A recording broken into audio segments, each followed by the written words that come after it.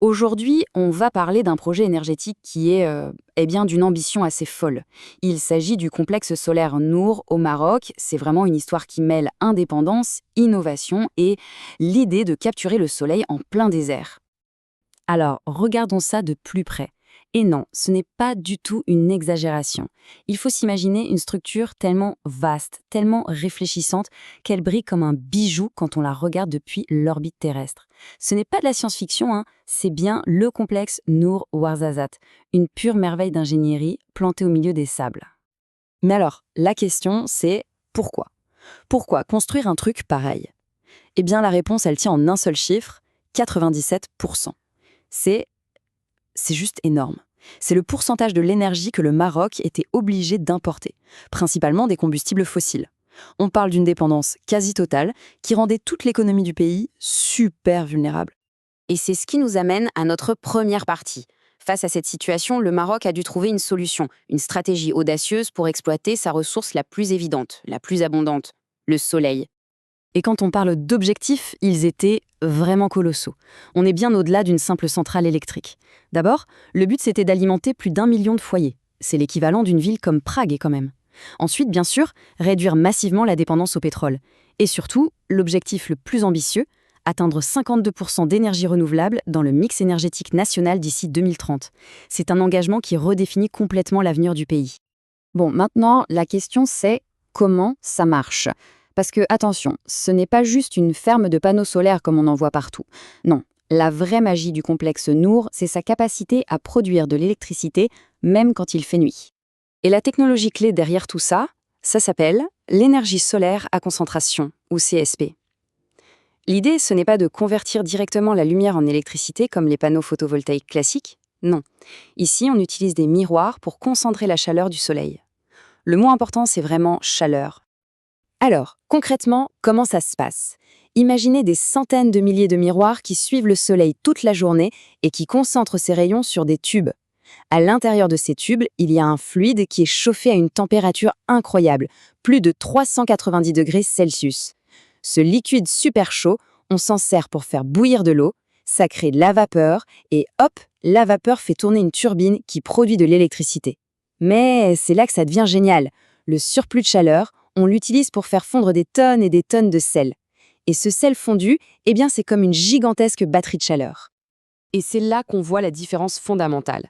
Les panneaux photovoltaïques classiques, le PV, la nuit, il s'arrête. Le CSP, lui, il stocke l'énergie. Pas sous forme d'électricité, mais sous forme de chaleur. Et c'est ça qui change absolument tout. Ça transforme une source d'énergie intermittente en une source d'énergie fiable, qu'on peut utiliser à la demande, même au milieu de la nuit. Et ce stockage, il est efficace à quel point? Eh bien, il peut tenir plus de 7 heures.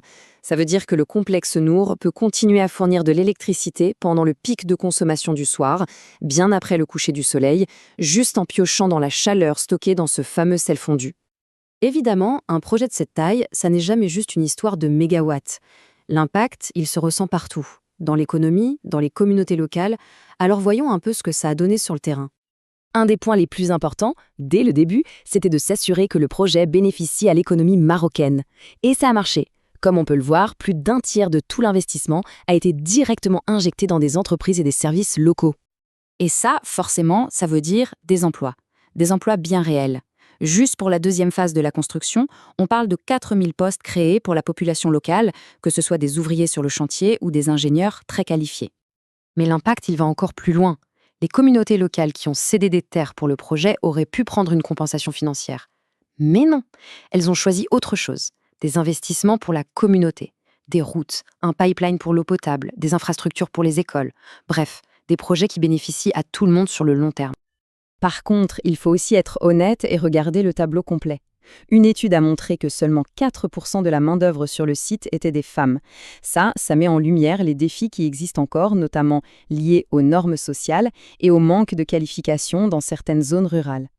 Mais ce chiffre de 4%, il ne dit pas tout. Loin de là. Cette citation, elle montre bien l'espoir et l'enthousiasme que le projet a pu générer.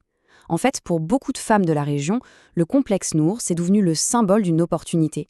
L'opportunité de faire bouger les choses et d'accéder à des emplois qualifiés. Allez, pour cette dernière partie, on va prendre un peu de hauteur. Parce que le projet Nour, ce n'est pas seulement une réussite pour le Maroc, c'est en quelque sorte un modèle pour le reste du monde. Alors, récapitulons un peu l'ampleur du projet.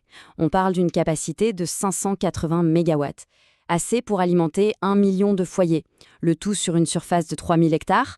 Pour se donner une idée, c'est l'équivalent de 3500 terrains de foot, et le plus important, c'est près de 800 000 tonnes de CO2 qui ne sont pas rejetées dans l'atmosphère chaque année. Les chiffres y sont juste spectaculaires. Et l'ambition, elle ne s'arrête même pas là. Le Maroc ne vise pas seulement l'autosuffisance, non.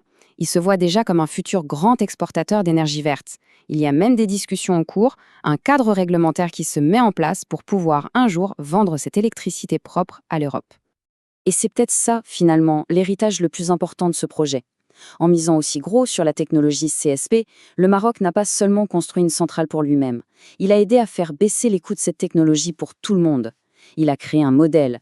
Il a prouvé que l'énergie solaire à grande échelle, disponible 24 heures sur 24, 7 jours sur 7, non seulement c'est possible, mais en plus c'est un investissement intelligent. Et tout ça, ça nous laisse avec une question pour la fin. Si un seul pays est capable de faire ça, est-ce que les déserts du monde ne détiendraient pas, finalement, la clé de notre avenir énergétique? L'étoile du Maroc dans le désert n'est peut-être que la première d'une longue série, et le projet Nour nous prouve que ce qu'on a longtemps vu comme des terres inutiles pourrait bien être l'une de nos ressources les plus précieuses.